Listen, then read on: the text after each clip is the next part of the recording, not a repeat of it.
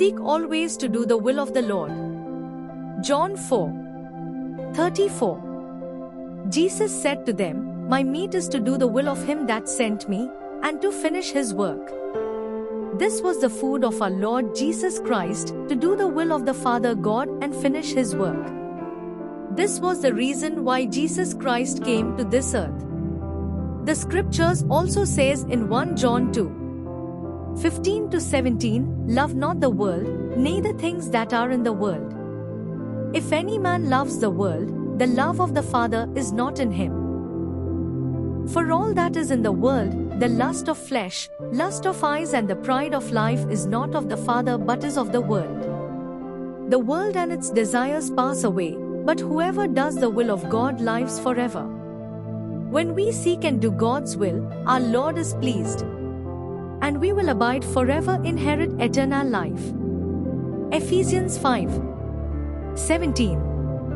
The scripture says, Wherefore be ye not unwise, but understand what the will of the Lord is. The highest of all wisdom is to do the will of the Lord. Jesus said, If any man will do his will, he shall know of the doctrine, whether it be of God. Whoever speaks on their own does so to gain personal glory, but he who seeks the glory of the one who sent him is a man of truth. There is nothing false about him. John 7:17-18. When we live in the center of God's will, we are sure what we are doing is pleasing to the Lord, and it cancels out all wrong things, including falseness of religion, and puts true sincerity to our service to God. As the Bible says, not with eye service, as men pleasers but as servants of Christ, doing the will of God from the heart. Ephesians 6:6. We must greatly desire the will of the Lord more than anything else in this world. When we are in the will of the Lord, we will have great peace in our hearts, and when we are out of God's will, life is miserable. Never ask and do more than God's will, and never be lacking in doing God's will. When we are in the will of God, even if we are in the midst of suffering, we will be happy. We can be calm and at peace in the midst of persecution as long as we are in the will of God, but will be miserable and defeated when we are out of God's will. God's will is revealed in His Word.